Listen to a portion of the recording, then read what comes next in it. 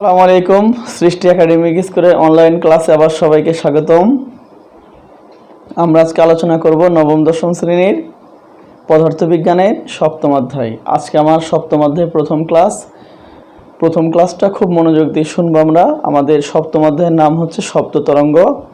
তো আমরা আজকে মূলত তরঙ্গ নিয়ে আলোচনা করব। তবে তরঙ্গ বুঝতে হলে আমাদের তরঙ্গ সম্পর্কিত কিছু বিষয় আগে বুঝে নিতে হয়। তো কিছু বিষয় বলতে এখানে আমরা কি বুঝবো? পর্যাবৃত্ত গতি, স্পন্দন গতি এবং সরল ছন্দিত স্পন্দন। এই তিনটা বিষয় বুঝে আমরা যদি এই অধ্যায়টা শুরু করি তাহলে আমাদের জন্য এই অধ্যায়টা বুঝতে সুবিধা হবে। তাহলে আজকে আমাদের প্রথম ক্লাসে ইনশাল্লাহ আমরা বুঝতে চলেছি পর্যাবৃত্ত গতি। তো পর্যাবৃত্ত গতি কাকে বলে? যে কোনো বস্তুকণার গতি যদি এমন হয়, তার গতিপথের কোনো নির্দিষ্ট বিন্দুকে নির্দিষ্ট সময় পরপর অতিক্রম করে, তবে সেই গতিকে পর্যাবৃত্ত গতি বলে। আমরা এই কথাটা কিন্তু দ্বিতীয় অধ্যায়ে শিখেছিলাম। কোনো পর্যাবৃত্ত গতিসম্পন্ন বস্তুকণার গতি যদি এমন হয়, তার গতিপথের কোনো নির্দিষ্ট বিন্দুকে নির্দিষ্ট সময় পরপর সে কি করবে? অতিক্রম করবে। আমরা উদাহরণ হিসেবে বলতে পারি, দেখো একটা চিত্র আঁকাচ্ছি। এখানে একটা স্প্রিং এইভাবে আছে, এখানে একটা ভর যদি আমি এখানে যোগ করে দিই তাহলে স্প্রিংটা কি হবে? স্বাভাবিক অবস্থান থেকে একটু নিচে নেমে আসবে। তো দেখো আমরা যদি স্প্রিংটা যেখানে আছে এটা হলো সাম্য অবস্থান বা একটা স্বাভাবিক অবস্থান। আমরা যদি এটাকে বল প্রয়োগ করি, সে একটু নিচের দিকে বল প্রয়োগ করে ছেড়ে দিলে কি হবে? সে একবার নিচে নামবে, সে একবার উপরে উঠবে, নিচে নামবে, উপরে উঠবে। এখানে যদি আমি একটা বিন্দু ধরে নেই, পি বিন্দু, তাহলে পি বিন্দুকে সে কি করবে? নির্দিষ্ট সময় পরপর সে কি করবে? অতিক্রম করবে। এই কোনো একটা বিন্দুকে নির্দিষ্ট সময় পরপর যে অতিক্রম করা, একে আমরা কি বলছি? পর্যাবৃত্ত। আমি একটা সহজ উদাহরণ দিচ্ছি। দেখো একটা সহজ উদাহরণ, মনে করো এটা একটা ঘড়ি, এখানে 12-র ঘর, এখানে 3-এর ঘর, 6-এর ঘর, 9-এর ঘর। এখানে কি হচ্ছে? এখানে সেকেন্ডের কাঁটা, এভাবে সেকেন্ডের কাঁটাটা গতিশীল থাকবে। এবং একটু খেয়াল করে দেখো, এই সেকেন্ডের কাঁটাটা ঠিক 1 মিনিট পরপর কোন ঘরকে অতিক্রম করে? 12-র ঘরকে। তাহলে এখানে কি হলো? এই যে তার গতিপথ, এই গতিপথের কোনো নির্দিষ্ট বিন্দুকে সে কি করলো? নির্দিষ্ট সময় পরপর অতিক্রম করলো। এই গতিটা একটা কি গতি? পর্যাবৃত্ত গতি। আমি আরেকটা পর্যাবৃত্ত গতি দেখাচ্ছি। তোমরা পেন্ডুলাম বা সরল দোলকের নাম শুনেছো। তো এখানে একটা বিন্দু ধরলাম, পি বিন্দু। আমি যদি এখানে বল প্রয়োগ করি, এটা উপরে উঠবে, আবার কি হবে? নিচে নেমে আবার এই উপরে উঠবে। এইভাবে সে ঘুরতেই থাকবে, চলতেই থাকবে। তাহলে সে নির্দিষ্ট সময় পরপর কাকে অতিক্রম করছে? পিকে। তো নির্দিষ্ট সময় পরপর নির্দিষ্ট একটা বিন্দুকে অতিক্রম করার নামই হচ্ছে কি গতি? পর্যাবৃত্ত গতি। আমরা যদি পর্যাবৃত্ত গতি আর একটু উদাহরণ বলি, ফ্যানের পাখা যে ঘুরে, সে কিন্তু আমি যদি পাখা মনে করো সাপোজ এইভাবে আমাদের ফ্যান ঘুরছে, ফ্যান ঘুরছে এইভাবে। আমি এখানে পি বিন্দু ধরলাম। পাখাটা ঘোরার সময় সে নির্দিষ্ট সময় পরপর এই পি বিন্দুকে কি করবে? অতিক্রম করা যাবে। সূর্যের চারদিকে পৃথিবী ঘোরে, এটাও একটা কি গতি? পর্যাবৃত্ত গতি। তাহলে আমরা এতক্ষণ ধরে কি বুঝলাম? পর্যাবৃত্ত গতি বোঝার চেষ্টা করলাম। আমরা এখন বুঝবো স্পন্দন গতি। ওকে, স্পন্দন গতিও এক প্রকার পর্যাবৃত্ত গতি। আমরা স্পন্দন গতি শিখি। কোনো পর্যাবৃত্ত গতিশীল বস্তুকণার গতি যদি এমন হয়, কোনো পর্যাবৃত্ত গতিশীল বস্তুকণার গতি যদি এমন হয় যে তার পর্যায়কালের অর্ধেক সময় যেদিকে যায়, বাকি অর্ধেক সময় একই পথে বিপরীত দিকে যায়। পর্যায়কালের অর্ধেক সময় যেদিকে যায়, বাকি অর্ধেক সময় একই পথে বিপরীত দিকে যায়। আমরা এই গতিকে কি গতি বলি? স্পন্দন গতি। দেখো একটু খেয়াল করে, এই যে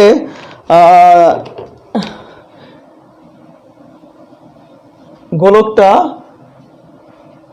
অর্ধেক সময় সে উপরে গেছে, বাকি অর্ধেক সময় একই পথে নিচের দিকে আসছে। অর্ধেক সময় উপরে গেছে, তাহলে এবং দেখো এটা কিন্তু কি নির্দিষ্ট সময় পরপর পি বিন্দুকে ছেদ করে যাচ্ছে। নির্দিষ্ট সময় পরপর পি বিন্দুকে ছেদ করছে, এটা কি গতি? পর্যাবৃত্ত গতি। আবার সে পর্যায়কাল বলতে একটা সম্পূর্ণ দোলন হতে যে সময় লাগছে তাকে আমরা কি বলছি? পর্যায়কাল। পর্যায়কালে অর্ধেক সময় উপরে, অর্ধেক সময় নিচে, এটাকে আমরা কি বলছি? তাহলে যে পর্যায়বৃত্ত গতি, স্পন্দন গতিও কিন্তু এক পর্যায়বৃত্ত গতি। একটু পার্থক্যটা কি?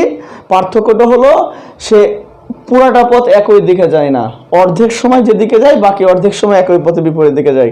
দেখি স্প্রিংটার ক্ষেত্রে অর্ধেক সময় সে উপরে নিচে যাইতেছে আর বাকি অর্ধেক সময় উপরে যাইতেছে, এটা কি গতি? স্পন্দন গতি। এটা একটি স্পন্দন গতি। বাট এই ঘড়ির কাঁটার গতিটা কিন্তু কি না, শুধু পর্যায়বৃত্ত, কি না স্পন্দন গতি না। কারণ সে পর্যায়কালে পুরাটা সময় একইভাবে চলতেছে, উল্টা দিকে বিপরীত দিকে চলতেছে না। তার মানে আমরা ঘড়ির কাঁটার গতিকে শুধু পর্যায়বৃত্ত বলবো, কিন্তু কি বলবো না? স্পন্দন বলবো না। কিন্তু স্প্রিং এর গতিকে আমরা পর্যায়বৃত্ত বলবো, স্পন্দনও বলবো। এবং এখানে এই যে সরল দোলকের যে গতিটা, এটা আমরা পর্যায়বৃত্ত বলবো, স্পন্দন বলবো। তাহলে আমরা শিখলাম কি? আমরা 1 নম্বরে শিখেছি আজকে পর্যায়বৃত্ত গতি, 2 নম্বরে শিখেছি কি? স্পন্দন গতি। আজকে আমরা শিখব ফাইনালি আলোচনা কি গতি? সরল ছন্দিত স্পন্দন। সরল ছন্দিত স্পন্দন আমরা এখন সংজ্ঞা শিখব। সরল ছন্দিত স্পন্দন কাকে বলে? যদি কোনো বস্তুর ত্বরণ তার সরণের সমানুপাতিক হয় এবং ত্বরণ সর্বদা সাম্যাবস্থান অভিমুখী হয় এবং ত্বরণ সরণের বিপরীত হয়। তাহলে আমরা কি বললাম? যদি কোনো বস্তুর ত্বরণ কিসের? সরণের সমানুপাতিক হয় এবং ত্বরণ সবসময় কার বিপরীতমুখী? ত্বরণের বিপরীত। ত্বরণ সবসময় সরণের বিপরীতমুখী এবং ত্বরণ সবসময় একটা নির্দিষ্ট বিন্দু বা সাম্যাবস্থান অভিমুখী। এই গতিকে আমরা কি গতি হলো? সরল ছন্দিত স্পন্দন। আমরা দেখি, আমরা একটু আসলে সংজ্ঞা দেখে সবকিছু বোঝা যায় না, আমাদের একটু চিত্রের সাহায্যে আমরা দেখি। তো আমরা কি ব্যাখ্যা করব? সরল ছন্দিত স্পন্দন। দেখো আমি আবার সেটা আঁকাইতেছি। স্প্রিং, এটা স্বাভাবিক দৈর্ঘ্য স্প্রিং এর। আমি যদি একটা বস্তু এখানে ভর যোগ করি, স্প্রিংটা আস্তে আস্তে আর একটু নিচে নেমে আসবে। এই যে স্প্রিংটা এই অবস্থানে আছে, তো ভর যোগ করার কারণে অবশ্যই নিচে নেমে আসবে, ভরের কারণে স্প্রিংটা নিচে নেমে আসবে। স্প্রিংটার এই অবস্থানকে আমরা কি অবস্থান বলছি? সাম্যাবস্থান। Okay fine. আরেকটা সাম্যাবস্থান দেখাই। সেই আমাদের কি সরল দোলক, আমাদের এখানে একটা বল, ভর, এই যে তার অবস্থানটা সাম্যাবস্থান। তো আমাদের সরল ছন্দিত স্পন্দনে কি বলছে? ত্বরণ সর্বদা সরণের সমানুপাতিক হবে এবং ত্বরণ সরণের বিপরীত হবে এবং ত্বরণ সর্বদা কি হবে? সাম্যাবস্থান অভিমুখী হবে। তো আমরা যদি এই বলটাকে এখন টান দেই নিচের দিকে বল প্রয়োগ করি, তাহলে কি হবে? তাহলে এই স্প্রিংটা আরো প্রসারিত হয়ে নিচের দিকে নেমে আসবে এবং ছেড়ে দিলে এখন কোথায় উঠবে? উপরে উঠবে। এখন তোমরা খেয়াল করো আমি কি বলছিলাম? ত্বরণ সরণের সমানুপাতিক।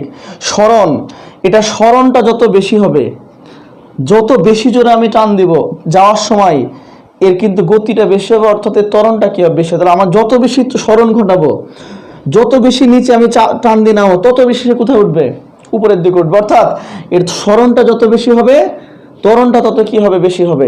এবং সবসময় এই অংশটা এই জায়গায় থাকতে চাবে। এই জায়গাটা আমাদের কি অবস্থান?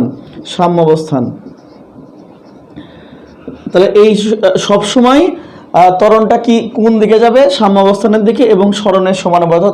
সরণ যত বেশি হবে ত্বরণ তত বেশি হবে এবং এটা সবসময় যেদিকে সরণ হবে ত্বরণ হবে তার কোন দিকে? বিপরীত দিকে। এই গতিটাকে আমরা কি বলছি? সরল ছন্দিত স্পন্দন। আমরা যদি এখানে একটা বল প্রয়োগ করি, যদি অল্প বল প্রয়োগে অল্প সরণ হবে, তাহলে ত্বরণও কম হবে। বেশি বল প্রয়োগ করলে সরণ বেশি হবে, ত্বরণটাও কি হবে? বেশি হবে। তাহলে ত্বরণ সরণের সমানুপাতিক এবং সরণ যেদিকে হচ্ছে ত্বরণ তার কোন দিকে হচ্ছে? বিপরীত দিকে হচ্ছে। এবং ত্বরণ সবসময় কি অভিমুখী? সবসময় এখানে আমরা এটা দুলতে একসময় কোথায় থেমে যাবে? সাম্যাবস্থানে থেমে যাবে। তাহলে ত্বরণ সবসময় সাম্যাবস্থান অভিমুখী। আমরা এই গতিকে কি গতি বলছি? সরল ছন্দিত স্পন্দন। সরল ছন্দিত স্পন্দনের 1 নম্বর বৈশিষ্ট্য কি? ত্বরণ সর্বদা সরণের সমানুপাতিক, ত্বরণ সরণ পরস্পর বিপরীতমুখী এবং ত্বরণ সর্বদা কি অভিমুখী? সাম্যাবস্থান অভিমুখী। আমরা এই বৈশিষ্ট্যকে কি বলছি? সরল ছন্দিত স্পন্দন। এই সরল ছন্দিত স্পন্দনের আমাদের একটা সূত্র আছে। সেই সূত্রটা হলো F = -kx। এটা আমরা একটু প্রমাণ করে দেখব।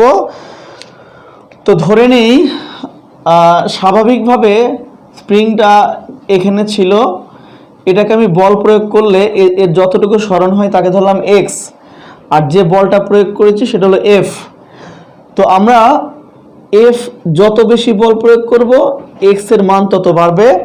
আমরা কি বলেছিলাম, ত্বরণ সরণের সমানুপাতিক। ত্বরণ সরণের সমানুপাতিক যদি হয় তাহলে আমরা বলতে পারি, দেখো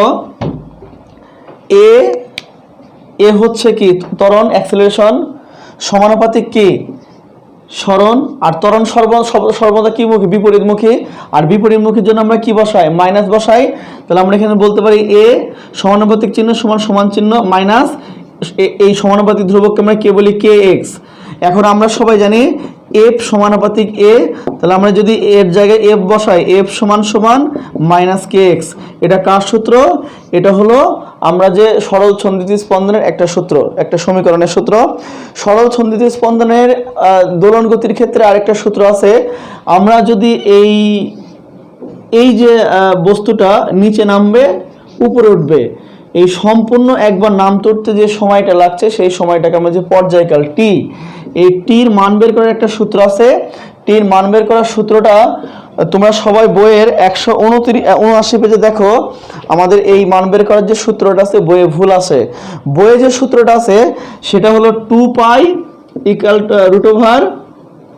√/k/m। এটা কি বের করার সূত্র বলো তো, কি এটা বিষয়টা টি মানে পর্যায়কাল। পর্যায়কাল বলতে কি বুঝছে, এই যে আমাদের ভারী বস্তুটা স্প্রিং এর সাথে ঝুলাই দেওয়া হয়েছে, এটা যেমন নিচে টান দিলাম, নামতে একটা সময় লাগবে, উঠতে একটা সময় লাগবে, আবার নামবে আবার উঠবে, যে উঠে যে সাম্য অবস্থানে আসবে, অর্থাৎ সাম্য অবস্থানে আসতে যে তার সময় লাগলো, উঠবে নামবে উঠবে আবার নাইমা সাম্য অবস্থানে আসবে, এই সময়টাকে অর্থাৎ সম্পূর্ণ একটা কম্পন হবে। একটা সম্পূর্ণ কম্পন হতে যে সময় লাগে তাকে আমরা যে পর্যায়কাল, এই পর্যায়কালে কতটুকু সময় লাগবে সেটা একটা সূত্রের সাহায্যে বের করা যায়। সেই সূত্রটা হলো টি = 2πk। কে তো আমরা জানি ধ্রুবক, আর এম হচ্ছে এটার ভর। তো সেক্ষেত্রে আমরা আমাদের বই এটা আছে, কিন্তু আসলে সূত্রটা হবে আমাদের এমটা হবে উপরে আর কেটা হবে নিচে। যেহেতু আমাদের বইয়ের 189 পেজে এই সূত্রটা ভুল দেওয়া আছে, তোমরা অবশ্যই ঠিক করে নেবা। তাহলে কি হবে, টি = 2πm/k। এটা হলো আমাদের কি সূত্র, সরল ছন্দিত স্পন্দনের ক্ষেত্রে একবার স্পন্দন হতে যে সময় লাগে তাকে আমরা বলছি পর্যায়কাল। সেই পর্যায়কাল নির্ণয়ের সূত্র টি = 2πm/k। এখন যদি আমরা এটা স্প্রিং না নিয়ে এইভাবে একটা সরল দোলক নেই, স্প্রিং এর পরিবর্তে আমরা যে একটা সুতা নেই এবং সুতার সাহায্যে একটা বস্তু নেই, বস্তু ঝুলিয়ে দিই, সেক্ষেত্রে এটার যে পর্যায়কাল বলতে তোমার এই বিন্দু থেকে এই বিন্দু মানে যেখানে স্থির ছিল এটা সাম্য অবস্থান, এই সাম্য অবস্থান থেকে যাত্রা শুরু করে মনে করো এখানে পি থেকে এ তে যাবে, আবার এ থেকে পি তে আসবে, আবার এটা মনে করো বি, আবার পি থেকে বিতে আসবে, আবার পিতে নেমে আসবে, সম্পূর্ণ যে একটা স্পন্দনের সময়, এই সময়টাকে আমরা বলছি টি। তো যদি স্প্রিং হয়, স্প্রিং হলে সূত্র হবে টি = 2πm/k যদি স্প্রিং হয়। আর যদি এখানে সুতার সাহায্যে আমরা একটা পেন্ডুলাম ঝুলিয়ে দিই, সরল দোলক ঝুলিয়ে দিই, এবং এই সুতার যে দৈর্ঘ্যটা যদি আমরা ছোট হাতের এল নেই, দৈর্ঘ্যটা যদি আমরা ছোট হাতের এল নেই আর এই এলাকার অভিকর্ষ ত্বরণ জি নেই, তাহলে একটা পর্যায়কালের সূত্র হবে টি = 2π √/k/L/g। তাহলে টি মানে কি, একটা পূর্ণ কম্পন হতে যে সময় লাগে তাকে আমরা পর্যায়কাল বলছি। তাহলে আজকে আমরা তরঙ্গ অধ্যায়ে 7ম অধ্যায়ে শেখার পূর্ব শর্ত হিসাবে আমরা শিখলাম কি, পর্যাবৃত্ত গতি, স্পন্দন গতি, সরল ছন্দিত স্পন্দন এবং সরল ছন্দিত স্পন্দন থেকে বিভিন্ন সমীকরণ। আশা করি তোমরা ক্লাসটা বুঝতে পেরেছো।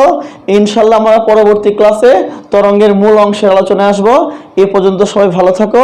আসসালামু আলাইকুম।